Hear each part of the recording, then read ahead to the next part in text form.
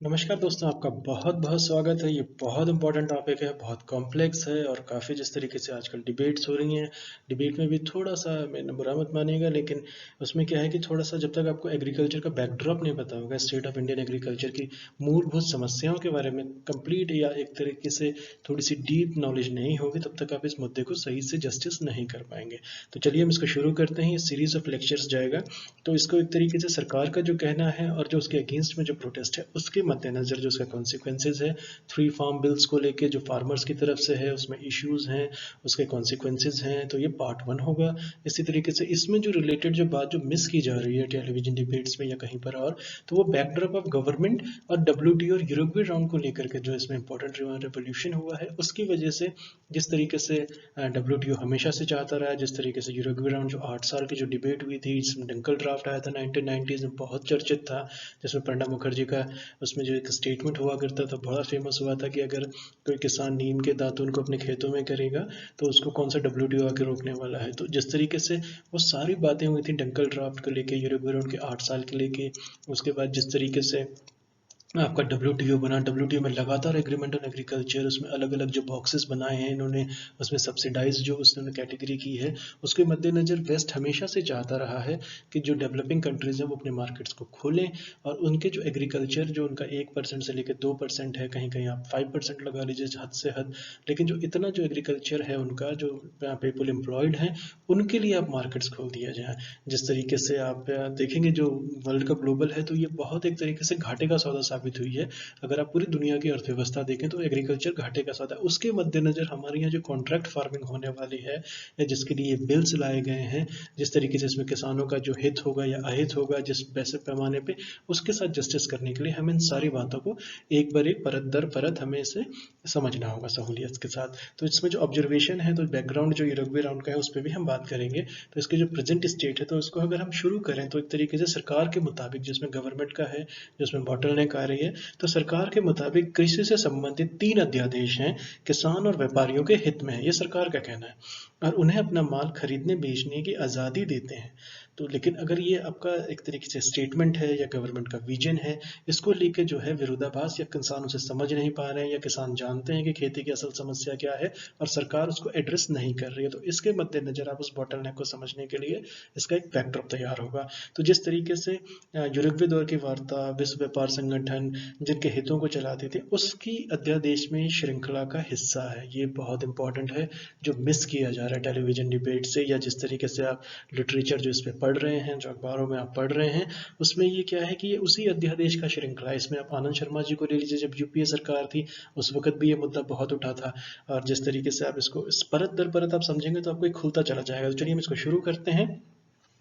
इसमें जो केंद्रीय मंत्रिमंडल के इस तरफ से जो ये जून 2020 में जो कृषि से संबंधित 3 अध्यादेश पारित किए गए थे उस वक्त, तो कृषि उपज व्यापार और वाणिज्य, जिसको संवर्धन और सुविधा अध्यादेश कहा गया है 2020 का, किसानों का सशक्तिकरण एवं संरक्षण का मूल्य आश्वासन के अनुबंध, और एक तरह से कृषि सेवाएं अध्यादेश को सेकंड कहा गया है, और थर्ड जो इम्पोर्टेंट है वो भी जो पास हो गया है उसमें आवश्यक वस्तु संशोधन अध्यादेश। तो ये 2020 के ये 3 जो फार्म बिल्स हैं एक तरीके से एग्रीकल्चर को व्यापक असर रखेंगे और फ्यूचर इस पर डिपेंड होगा। और किसानों का जो मैंने जो रिसर्च की है उसके मुताबिक किसानों के जो कंसर्न्स है वो बहुत जेन्यून है, बहुत रियलिस्टिक है। सरकार एक तरीके से कैरिड अवे हो रही है या कॉर्पोरेट फार्मिंग को लेकर कुछ ज़रूरत से ज़्यादा उत्साहित है, या कॉर्पोरेट फार्मिंग के जो डेंजर्स हैं पूरी दुनिया में जो देखे गए हैं, क्योंकि आप इसको अगर आंकलन आप करेंगे तो $200 बिलियन से $600 बिलियन तक वेस्टर्न कंट्रीज ने फार्म सेक्टर को सब्सिडाइज किया है। अब ये आपको नहीं बताया जा रहा है या इकोनॉमिस्ट इसको आपको नहीं बता रहे हैं, तो लेकिन इसके पीछे एक हिडन है, क्योंकि एग्रीकल्चर जो है एक तरीके का ये घाटे का सौदा रहा है, देखा गया है। या पूरी कोई भी फाइल्स उठा के देख लीजिए पिछले 20-30 साल की, एग्रीकल्चर हमेशा से लाइवलीहुड इश्यूज रहा है, और ये बहुत जिस तरीके से बहुत मूलभूत और बहुत सेंसिटिव सेक्टर रहा है। तो इसको उम्मीद है कि इसके दौर से लाएंगे, लेकिन इसको हम थोड़ा सा और अगर पीछे चले जाएं, तो जबकि सर जो उसकी कॉन्सिक्वेंसेज पे अगर हम बात कर रहे हैं इस बिल के क्या है, उसके बाद हमें थोड़ा समझने में सहूलियत हो जाएगी। तो जबकि सरकार इन 3 विधेयकों को कृषि सुधार के क्षेत्र में क्रांतिकारी बता रही है, और क्रांतिकारी वर्ड प्रधानमंत्री मोदी जी ने भी इसको यूज किया है, इनसे इनकार नहीं है, लेकिन इन बदलावों से जो देश के बहुसंख्यक किसान हैं, जिनकी हम आप ये लगा लीजिए कि 85% के करीब है, 80 से 85 बताया जा रहा है, इतना परसेंट जो है उनके लिए जिनकी भूमि जो है 2 एकड़ से 5 एकड़ के दरमियान में है, तो उनके लिए, किसानों के लिए बिचौलियों से, चुंगल से मुक्त होने की उम्मीद है। लेकिन अगर आप इसमें एमएसपी को देखें तो ये सिर्फ 6% को मिल रही है, और जिस तरीके से फार्म सेक्टर में जो रियायतें हैं वो 27% किसानों को मिल रही है। यानी किसानी जो है वो पहले ही अपने हालात पे है और बहुत बुरे हालात से गुजर रही है। इसका सीधा सीधा साक्ष्य जो है, प्रमाण जो है कि पिछले 15 सालों के अंदर सरकार का खुद का डेटा है, 3,55,000 किसानों ने आत्महत्या की है। तो ये जो फिगर आपको बता रही है ऐसे तो हो नहीं रही है। इसमें आपका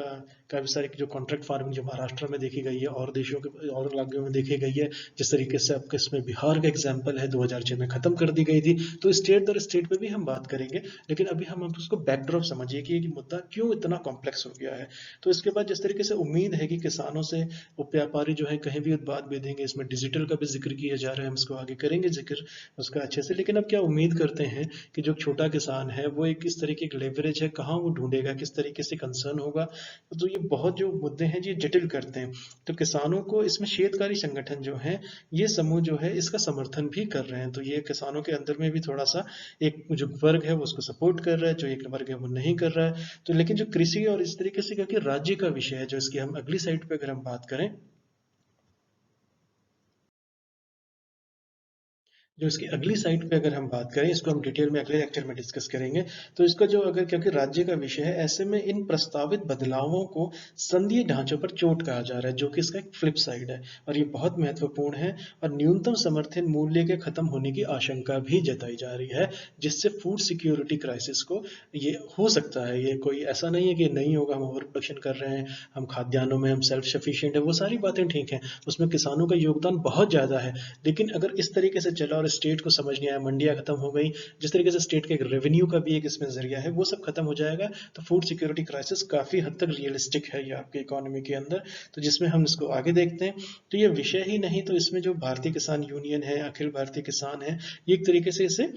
सरकार एक इसके वो इसके विरोध में है, एक तरीके से साफ विरोध में है। लेकिन सरकार का दावा है कि जिस तरीके से इन्होंने सफाई दी है, नरेंद्र तोमर जी ने भी कहा है, प्रधानमंत्री मोदी जी ने भी कहा है कि कृषि मंडियां जो है वो बनी रहेंगी, न्यूनतम समर्थन मूल्य खत्म नहीं होगा। तो सिर्फ बाजार का विकल्प एक विकल्प के तौर पे पेश किया जा रहा है, लेकिन ये इतना सिंप्लीफिकेशन नहीं है, इसको सरकार ओवर सिंप्लीफाई कर रही है। इस मुद्दे पर सरकार को आगे भी कठिन परीक्षा से गुजरना होगा, ये मुद्दा नहीं निपटने वाला आसानी से। इसमें बहुत सबको एक राय लेके करना है। स्टेट्स को तो आपने बिल्कुल छोड़ दिया, फार्मर्स को आपने पहले ही छोड़ा हुआ था, और जिस तरीके से तेजी से पास करवाया गया, खासतौर से जिस तरह से राज्यसभा में जो पूरी हिंदुस्तान ने उसको देखा, वो एक तरीके से काफी सोचने पर मजबूर करता है कि क्या बिल इसी तरीके से पारित किए जाएंगे। ध्वनि मत से जब अपोजिशन मांग रहा था, अगर डिवीजन ऑफ वोट्स, अगर इतने महत्वपूर्ण वोट, जिस तरीके से 2/3 जो आबादी है इस देश की वो इस पर डायरेक्टली और इनडायरेक्टली डिपेंड करती है, तो उसके मद्देनजर ये बहुत इंपॉर्टेंट सेगमेंट है। इसके जो परत दर परत हम जो इसको होगा फ्लिप साइड जो रिजल्ट्स हैं, इसको हम अगले लेक्चर में सिलसिलेवार तरीके से डिस्कस करते हैं।